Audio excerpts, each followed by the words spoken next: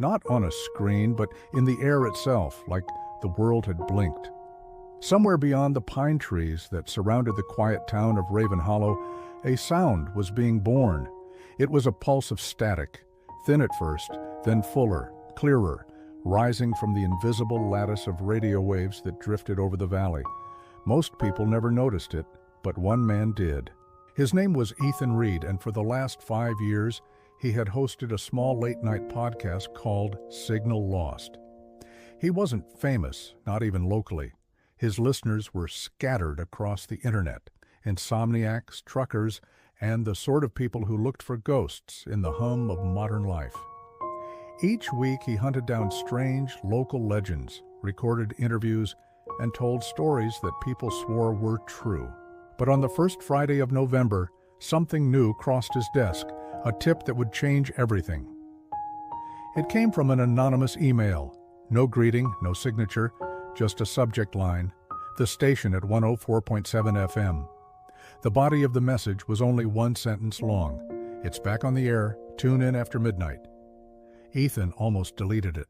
Strange emails were common when you ran a mystery podcast, yet something about the simplicity of that line felt heavy, like a stone dropped in water.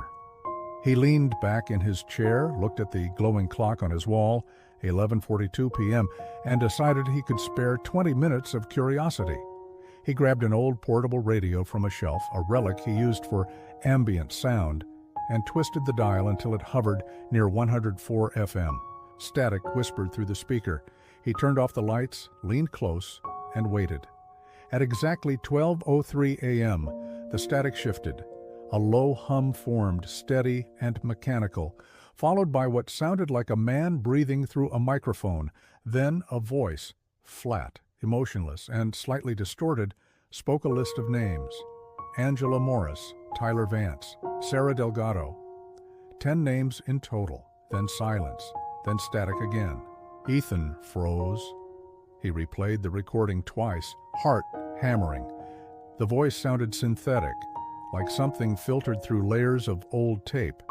He tried to search those names online, but nothing obvious appeared. For a moment, he wondered if it was a prank. Then, curiosity, the dangerous kind that had ruined more than one investigator, took hold. He decided to dig deeper. The next morning, Raven Hollow looked the same as always. Coffee shops opening, fog melting off the river, people living their quiet lives. But Ethan couldn't shake the unease. He called his friend Leela Monroe, a data journalist who occasionally helped him verify urban legends. When he told her about the midnight broadcast, she laughed at first. "Ethan, you probably picked up someone's pirate signal," she said, "or maybe an old numbers station." "Maybe," he replied, "but what if it wasn't random?" "Then record it again tonight," she said. "If it's still there, I'll help you trace it." That night he did exactly that. 12:03 a.m., same hum, same breath, 10 new names. He recorded everything. The next morning he emailed Lila the audio file. Within an hour she called back, her voice suddenly serious. "Ethan, you're not going to believe this. 2 of the names from last night, Benjamin Tate and Clara West, showed up in local news this morning. Both died in separate accidents around 1 a.m. That's less than an hour after your recording." He went silent. "You think it's a coincidence, what?" he asked. "I don't know," she said. "But if it isn't, you might have stumbled onto something that shouldn't exist." Over the following week, the pattern continued. Each night the broadcast returned, never earlier, never later, always reading 10 names. By sunrise, at least one of them would appear in an obituary somewhere across the country. The voice never repeated a name, never changed tone. It was precise, mechanical, and eerily calm, like death itself reading its daily list. Ethan became obsessed. He built a spreadsheet tracking locations, time zones, and causes of death. The numbers made no sense.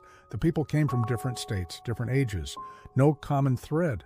One night, desperate for a lead, he traced the signal using an online SDR, software-defined radio network.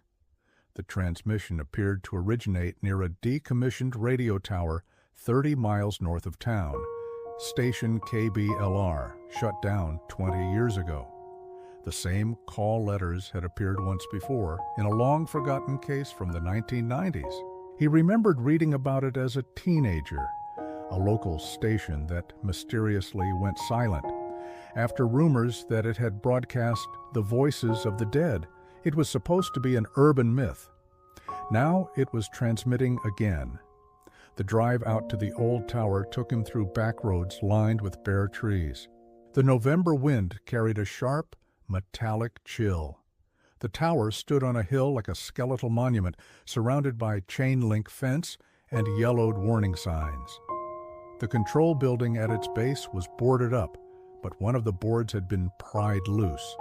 Inside, dust motes floated through thin sunlight, and the faint smell of burned electronics lingered. Ethan found the transmitter room. Everything was dead. No power, no hum, no light.